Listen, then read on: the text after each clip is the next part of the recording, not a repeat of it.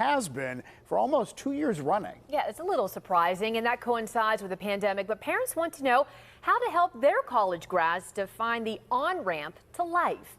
John Shumway is here with an expert's help, and I'm very interested to hear what you have to say about this. Yeah, and the first thing to know is you cannot do it for them and should not do it for them. They have to want it, but you can help.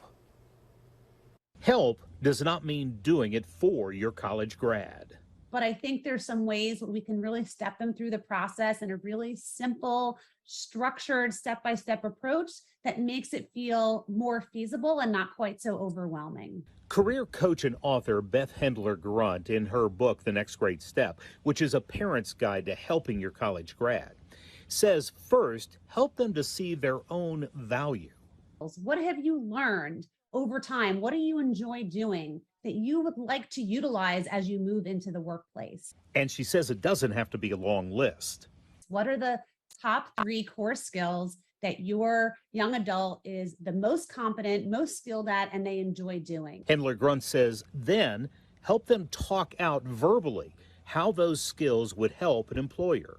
Then they know how to move forward of where do they want to bring these skills to? What are the types of companies that might need to utilize and leverage that? And start slowly in terms of giving them a path forward. And then comes perseverance and a willingness to adjust. Sometimes they have to experience the difficulty or the failure where they've applied to 10, 20, 50, 100 jobs for them to realize maybe the way that they're going about it is just not working. Yeah, and she warns that depression and anxiety are a very real risk in this process if there are rejections. And helping your grad through those rejections requires listening and not judging. And maybe even some outside help could be needed. Think about the rejection involved in yeah. it. She says apply to as many as 100 jobs and not get it. I mean, that could really make you depressed. But as long as they're trying, parents should be patient. Yeah, that's the hardest part, and as long as they're trying. But if they aren't trying, well, then you may need to provide some guidelines, the number of applications you expect for them to be doing, or finding a job where they can actually help with the household expenses while you are supporting them while they search. Takes time and patience. Yep. Time and patience.